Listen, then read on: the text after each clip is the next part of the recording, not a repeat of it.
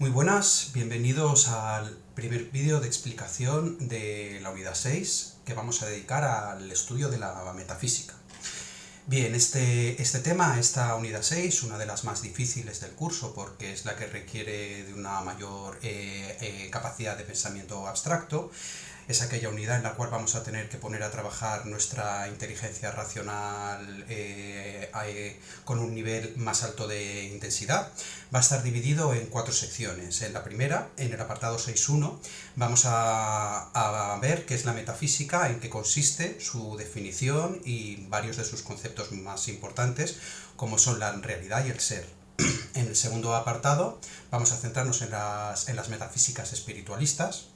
En el tercero, en las metafísicas materialistas, y por último, en el cuarto apartado, veremos la situación actual de esta rama fundamental de la filosofía. Veremos, por tanto, la actualidad de la metafísica. Bien, en primer lugar, como alguna vez me habéis oído decir en clase, la metafísica, para la mayoría de filósofos, es la rama más importante de la filosofía. La metafísica es el corazón de la filosofía, en cierto sentido, es la primera de sus ramas. La metafísica y la ética son las dos primeras preocupaciones que ocupan a estos primeros filósofos. Y en todos los temas anteriores hemos visto siempre preocupaciones metafísicas, porque a fin de cuentas la metafísica estudia el problema de la realidad. El concepto fundamental de la metafísica es la realidad.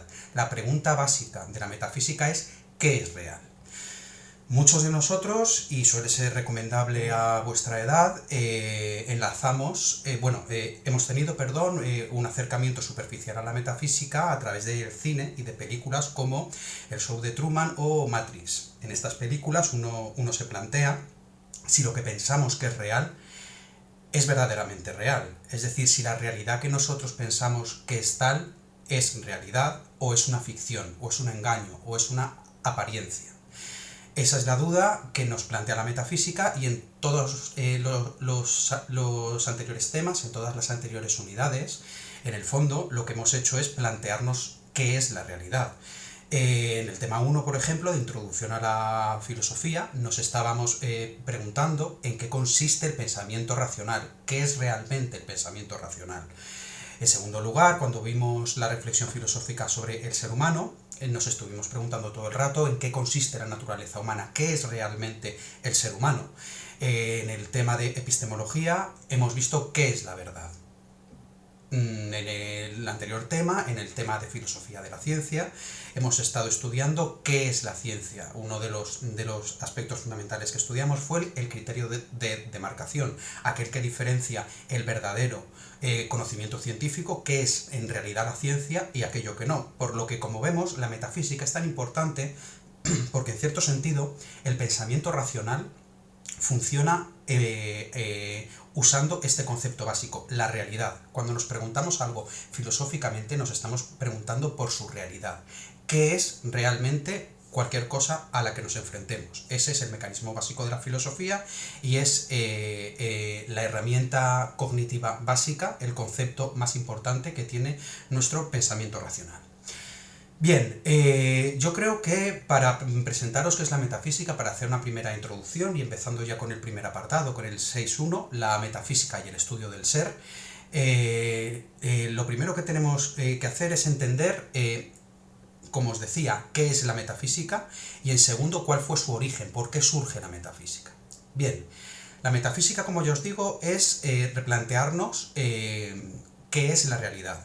Y más en concreto, los grandes teóricos de la metafísica lo que se han preguntado es si nuestra visión de la realidad se corresponde en verdad con la realidad. Es decir, si lo que nosotros vemos que es real, si nuestros contenidos mentales, es decir, cuando yo estoy viendo la webcam a la que hablo, la botella de agua con la que me estoy hidratando, el libro que dentro de un rato voy a recomendaros, yo estoy tocando, en el caso de el agua, bebiendo, experimentando a través del gusto, viendo con mis ojos, escuchando el sonido de el agua.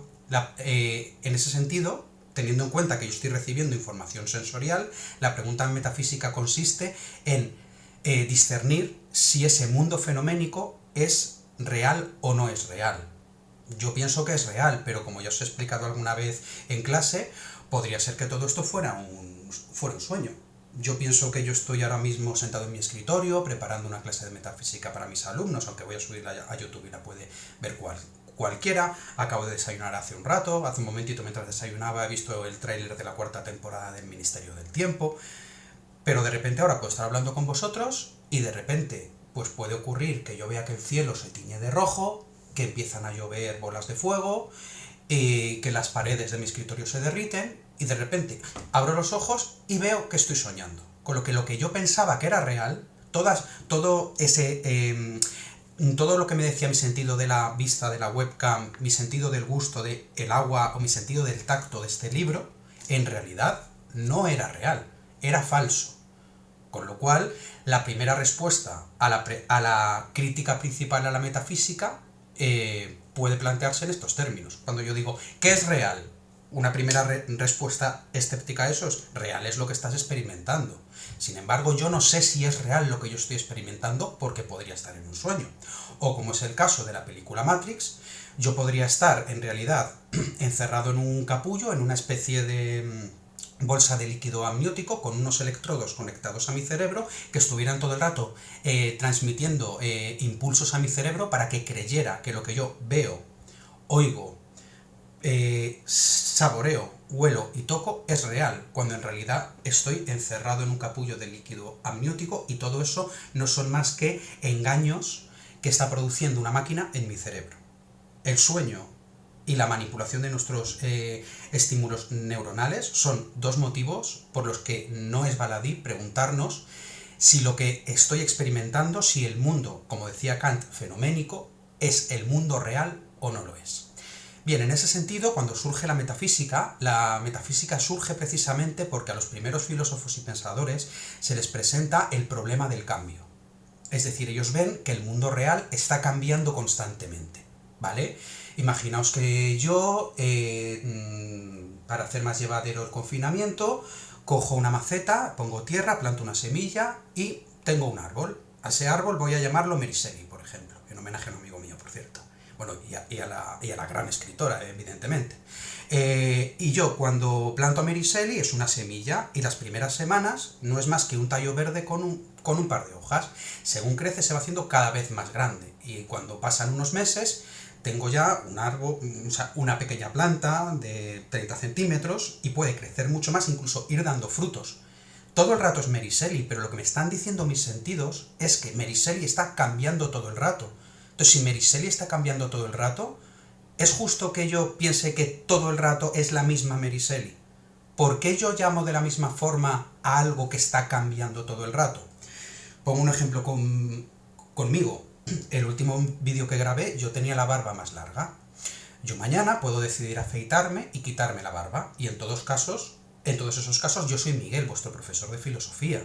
Pero, ¿por qué soy realmente yo, Miguel, vuestro profesor de filosofía? Si soy distinto, si mi apariencia es distinta. Imaginaos que yo enfermo y mi voz se vuelve mucho más grave, o que yo aspiro helio y mi voz se vuelve mucho más aguda. Vosotros estáis teniendo una serie de percepciones mías en las cuales lo que yo, mi voz o mi aspecto son distintos, pero decís que soy el mismo. De igual forma, cuando yo veo fotos mías de bebé, de niño, de adolescente, ahora de adulto, o cuando las vea dentro de 40 o 50 años que sea ya viejo, yo seguiré siendo yo. ¿Por qué soy yo si soy distinto? Si además, por ejemplo, mi forma de pensar ha cambiado. Yo cuando era niño no tenía ninguna idea de política. Cuando yo fui adolescente y joven tenía unas ideas políticas. Ahora mismo tengo otras, que de hecho están cambiando. Y cuando sea viejo tendré otras diferentes. Si yo pienso diferente, ¿por qué puedo seguir diciendo que soy yo? ¿En qué sentido, si yo estoy cambiando todo el rato, puedo decir que yo soy el mismo, que yo sigo siendo Miguel, si soy totalmente distinto, si todo lo que yo soy ha cambiado? Alguien puede decir, bueno, Miguel, qué exagerado. No, yo suelo empezar este tema siempre poniendo el ejemplo de la renovación celular. Las células de mi cuerpo se están renovando constantemente, de tal forma que en un mes muy pocas de las células de mi organismo son las mismas que eran. Entonces, si mis células están cambiando todo el rato, si yo cambio de manera de pensar, si cambia mi aspecto, si cambia incluso mi propio cuerpo, ¿por qué puedo decir que yo realmente soy yo? ¿En qué sentido digo que soy yo? ¿Hay algo que permanece? ¿Hay algo que queda? Bien, pues ese es el segundo concepto fundamental de la metafísica, que es el concepto de el ser o la esencia. El ser o la esencia de las cosas son aquellos aspectos suyos, aquel aspecto en realidad, la esencia suele ser una, que no cambia nunca, aquello que se mantiene siempre, en relación a los accidentes, que son todas esas características que van cambiando. Esta es una manera de verlo que plantea Aristóteles y que clarifica bastante nuestro pensamiento metafísico. La diferencia entre la esencia, aquello que se mantiene más allá de los cambios circunstanciales, que me muestran el mundo físico, el mundo fenoménico, lo que yo voy experimentando. Bien, como veis, el problema del cambio es el problema del que surge la reflexión metafísica. ¿De dónde viene el término metafísica? Bien, la metafísica proviene de la catalogación que hizo Andrónico de Rodas de los escritos de Aristóteles. Cuando Andrónico de Rodas cogió la obra de Aristóteles, la recogió por temas, hizo conjuntos con diferentes temas. Dijo, todos los escritos sobre las formas de vida son la biología, todos los escritos sobre la sociedad humana y sus problemas son la política, todos los escritos sobre el alma humana son la psicología, y los fue poniendo. Y al final quedaron un montón de escritos que no sabía dónde poner. Entonces los iba poniendo como en baldas, en una biblioteca, como en sucesivas baldas. Entonces al final le quedaron un montón de escritos que hablaban sobre lo que está más allá del mundo físico, y que de hecho él, lo último que tenía puesto, su última categoría era física, con lo que dijo, venga, pues voy a poner lo que esté más allá de la física. Entonces, cuando lo puso lo que está más allá de la física, más allá en griego es meta, con lo cual vemos que la palabra metafísica viene de estos dos lugares.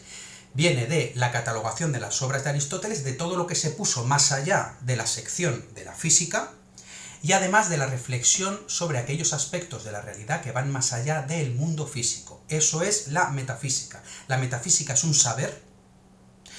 Digo que es un saber porque es un conocimiento que me permite además elaborar unas conclusiones propias y tener una postura personal y práctica sobre el mundo, sobre la realidad. No es un conocimiento meramente teórico, no es simplemente una herramienta, sino que es un saber, una combinación de las dos cosas, un conocimiento teórico que tiene una aplicación práctica sobre todo aquello que está más allá de la realidad material.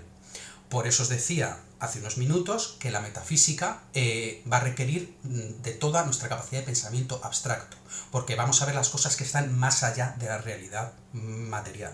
Por eso va a ser muy difícil poner ejemplos en este tema. Va a ser bastante difícil, porque los ejemplos que se ponen suelen tener que ver con lo físico, con los sentidos, con lo que experimentamos, pero por definición la metafísica está más allá de esos sentidos. Bien, pues esta es la primera introducción a la metafísica. Ya sabemos qué es la metafísica, su origen, qué significa epistemológicamente, etimológicamente, y sus dos conceptos fundamentales, ser o esencia y realidad.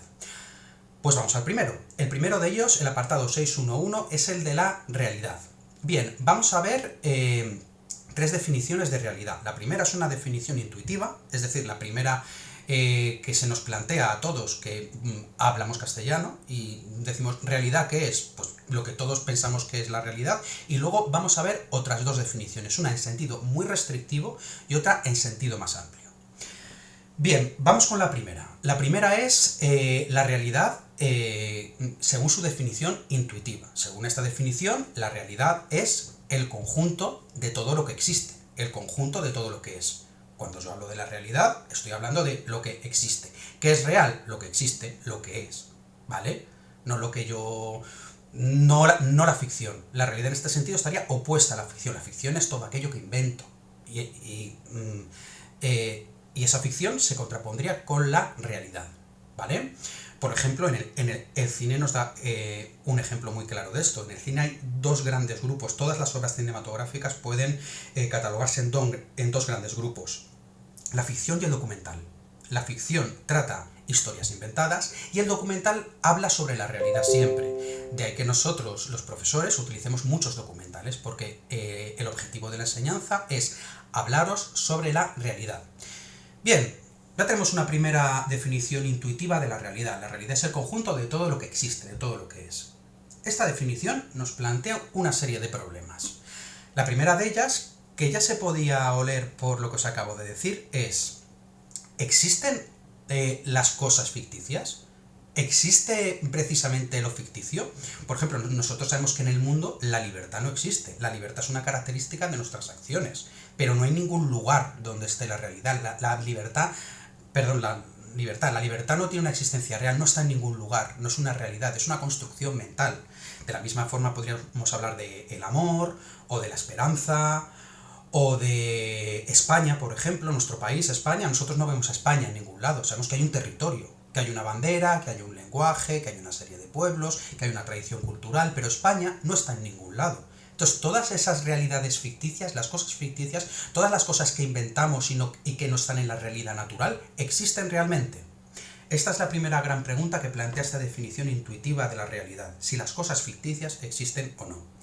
Bien, la segunda de las preguntas que nos genera esta definición intuitiva de la realidad es discernir si las cosas que no podemos percibir existen. Yo, por ejemplo, no he visto un átomo en mi vida, y casi ninguno de vosotros habrá visto un átomo. No los vemos, no los podemos ver con nuestros ojos, y sin embargo sabemos que los átomos existen. ¿Con qué derecho decimos que los átomos existen? O los dinosaurios. Yo no he visto un dinosaurio nunca. Nunca en mi vida. Sin embargo, pensamos que los dinosaurios existieron. O el oxígeno. Yo estoy rodeado de oxígeno por todos lados. Vosotros ahora mismo también. Está ese oxígeno, ¿vale? Pero ¿existe? Si no podemos percibirlo, ¿existe? ¿Existen las realidades que no podemos percibir? Esa es la segunda gran pregunta de la metafísica. Determinar si son reales las cosas que no podemos percibir.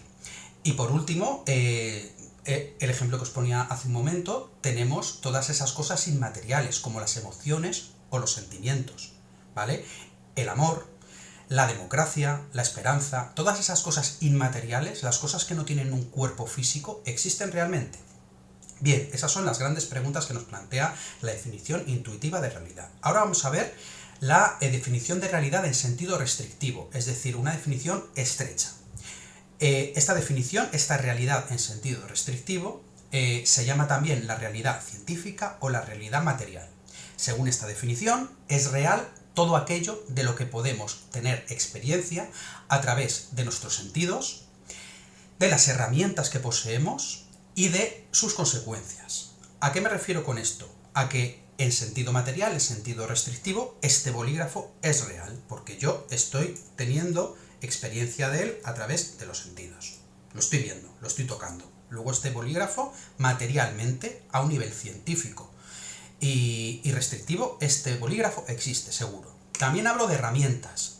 El ejemplo que os decía hace un momento, los átomos, por ejemplo. Nosotros tenemos herramientas que nos permiten ver los átomos. Entonces, como nosotros tenemos microscopios atómicos y podemos percibir esos átomos, nosotros sabemos que esos átomos existen. Os voy a poner otro ejemplo. Otro ejemplo es Plutón. Yo no he visto Plutón en mi vida. El antiguo planeta Plutón yo no lo he visto, pero sé que existe. ¿Por qué sé que existe? Porque aunque yo no pueda verlo directamente con mis ojos, sí que tenemos telescopios que nos permiten verlo. Entonces, en tanto que tengo herramientas que me permiten tener experiencia de esos objetos, aunque yo no pueda percibirlas directamente con mis capacidades naturales, sí puedo percibirlo a través de las herramientas. Y por último tenemos las consecuencias, es decir, aquellas cosas que sabemos que existen por sus consecuencias. Yo, por ejemplo, si voy a Berlín, veo un montón de edificios en ruinas. Entonces, yo no he visto en mi vida los bombardeos de Berlín en la Segunda Guerra Mundial, pero como veo edificios destruidos, sé que esos bombardeos tuvieron lugar. Tengo experiencia de esos bombardeos a través de sus consecuencias, a través de todos esos bombardeos sé que existieron porque veo esos edificios destruidos. De la misma forma que si yo ahora vuelvo a Madrid, después de tanto tiempo que llevo sin ir, y veo que en la casa de campo ha habido un incendio, ¿vale? Yo puedo ver que ha habido ese incendio porque parte esté quemada. Veo que hay ceniza por todos lados y que hay quemados un montón de árboles. Entonces yo no he visto ese fuego, pero sé que ese fuego ha existido porque veo sus consecuencias. Entonces en esos tres sentidos tenemos experiencia de la realidad material, porque podamos percibirla directamente, porque podamos percibirla a través de herramientas, o porque podamos saber de su existencia a través de sus consecuencias. Bien, Ya está, hemos visto la definición intuitiva de realidad, la definición restrictiva y por último vamos a ver una definición de la realidad en sentido más amplio. Bien, esta definición de realidad en sentido más amplio es la que determina que es real, además de la realidad material, además de esta realidad restrictiva o científica, también hay otras cosas que son reales. Con estas cosas nos referimos primero a las realidades subjetivas, es decir, a las realidades internas propias de los sujetos. Por ejemplo, los sentimientos o las creencias. Yo sé que el amor es real, aunque no tenga una realidad material, ¿vale? En sentido amplio, el amor es real porque es un sentimiento que poseen los seres humanos. O, por ejemplo, el budismo. El budismo, yo sé que es algo real, que la fe budista es real, aunque no sea material, aunque no sea física, aunque yo no pueda tocar la fe. ¿Vale? ¿Por qué? Porque en esta definición de realidad en sentido más amplio, estas realidades subjetivas también existen. Bien, además, según esta definición de realidad en sentido amplio, también existirían los productos culturales, es decir, todas aquellas obras de ficción fruto de las culturas humanas existen también. Si yo os hablo de Batman, Batman existe. Batman no existe en el mundo real, pero Batman como películas, como cómics y como series de televisión sí existe. En ese sentido Batman sí existe, ¿vale? Aunque en el mundo real no exista Batman, es una creación cultural y existe. De la misma forma que el Quijote existe, Margarita existe y una serie de creaciones culturales más existen. Los productos culturales tienen una existencia. No es material, no es física, pero es una existencia en sentido amplio. Bien, en tercer lugar, también existen las realidades inmateriales, como por ejemplo la mente, ¿vale? Ya no estoy hablando del cerebro, sino de la mente, o la conciencia, o la libertad. Todos esos son objetos inmateriales que, aunque no tengan un cuerpo físico, sí existen, ¿vale? Las sienta yo o no, la libertad está ahí. Y aunque yo no sepa qué es la libertad, hay decenas de personas que han escrito sobre la libertad, han definido esa libertad y la libertad, aunque sea inmaterial, sí que existe. En último lugar, hay algunos que defienden que incluso lo que existe es la esencia de las cosas, su ser, ese segundo gran concepto de la metafísica. Ese ser, para esas personas que existe realmente, sería aquello. La esencia de las cosas es aquello que no podemos observar, pero que dota de sentido a la realidad material, ¿vale? Poniéndome a mí mismo de ejemplo, yo soy un ser humano, ¿vale?